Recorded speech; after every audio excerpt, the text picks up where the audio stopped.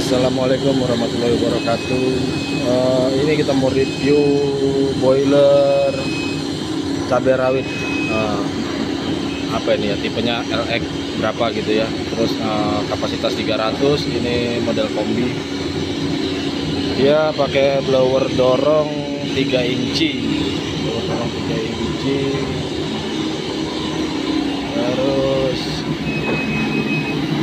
pakai dinamo dorong, pompa dorong. Ini pakai blower hisap, dinamonya pakai 1 HP.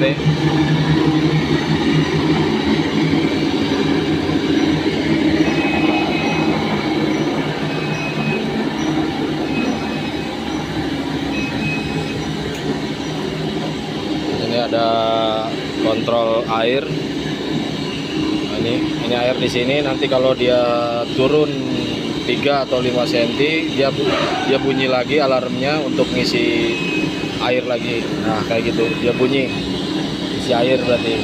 Nah, kalau dia penuh dia akan berhenti sendiri, mati sendiri. Terus ini ada apa namanya, pressure switch. Pressure switch itu fungsinya untuk tekanan uap ya. Jadi kalau misalkan kita setel di tekanan uap di 1 bar atau di 2 bar, dia akan mati.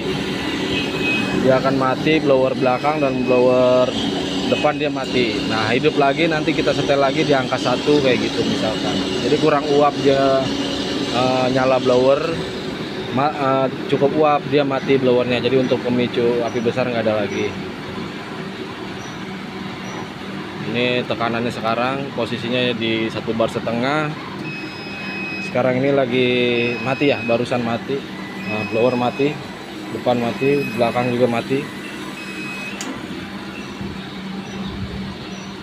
Ini tekanannya. Terus ini safety valve. Terus ruang bakarnya.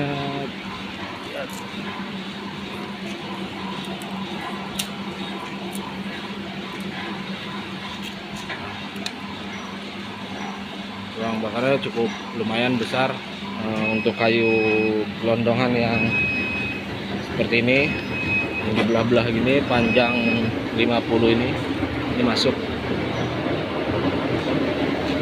Jadi sekali masukin ya lumayan agak lama habisnya.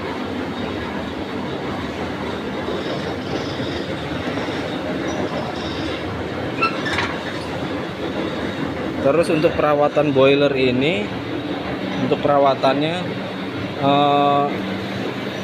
dia harus setiap pagi setiap selesai kerja itu harus dikuras. Ini harus dikuras, dibuang sampai habis. Di kondisinya tidak ada bara, tidak ada uap, posisi air panas nggak masalah, dibuang sampai habis. Nanti besok pagi baru diisi lagi, diisi air baru. Terus kalau pagi itu perawatannya yang paling penting itu kasih stempet atau gemuk. Nah, ini biar supaya awet, dia kan panas.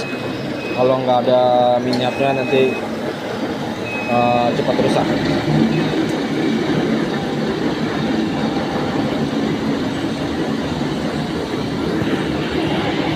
Terus ini tabung uap, ini superheat, pengering uap.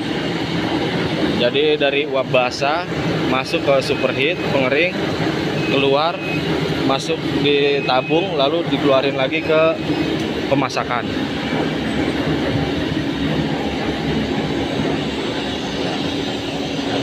Perawatannya itu tadi kuras air sampai habis. Terus kedua yang paling penting itu blower, sebelum dinyalain harus kasih stempet dulu blowernya, kelaharnya. Terus sama bersihkan pipa yang ada di bawah tungku. Nah, di bawah tungku ini, di bawahnya ini itu ada pipa isinya air. Dia nanti kan arang itu menumpuk, itu harus dibersihkan setiap hari setelah selesai kerja. Terus diusahakan ya, diusahakan ini kan ini ada debu-debu ini harus disapu setiap selesai kerja, karena debu-debu ini kelihatannya sepele ya, tapi tajam ini bisa bikin korosi atau karat.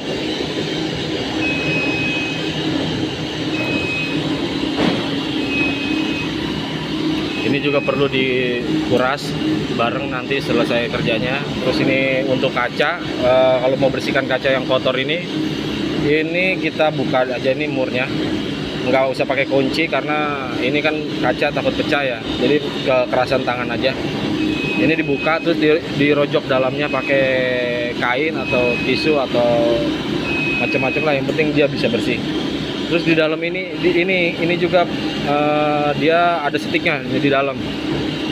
Nah itu perawatannya itu kalau misalkan air nggak mau otomatis atau dia nggak mau ngisi, itu kemungkinan antara air yang di tampungan itu kosong, kehabisan air, atau pompanya yang mati, yang rusak, atau ini sticknya ini yang tadi dia kotor, ada kapurnya. Nah itu bisa diamplas pakai amplas gosok atau digerinda biar bersih lagi, lalu pasang lagi.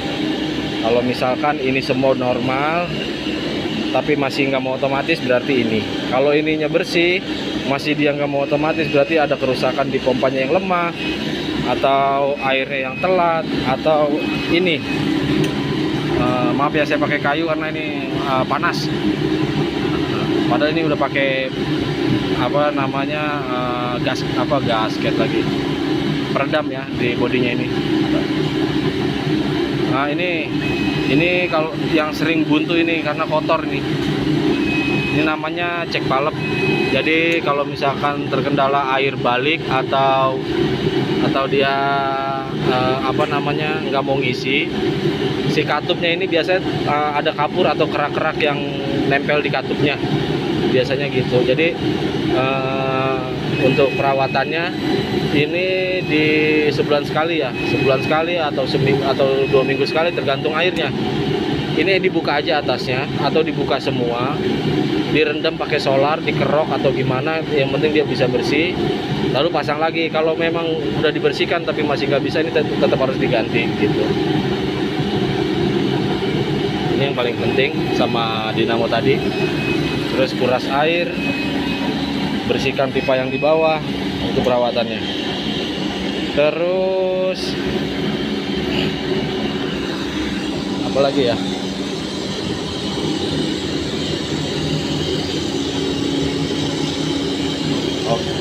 Oh iya, paling penting lagi kalau seumpama lagi tinggi, temperaturnya juga tinggi di sini, terus tiba-tiba kehabisan air, jangan pernah langsung diisi air ya. Jangan pernah diisi air. Kalau kejadian kayak begitu kan sampai merah semua karena dibakar pipa tanpa air ya, sampai bau gosong di perebusan sana. Usahakan jangan langsung diisi air. Itu dibuka aja uapnya, kerannya semua dibuka, lalu dibiarin sampai dia dingin sendiri. Kalau dia agak dingin baru boleh diisi air gitu. Jadi kalau misalkan kejadian seperti itu langsung diisi air, biasanya pecah pipa dalamnya atau ada kebocoran, atau bisa jadi hal yang nggak diinginkan gitu.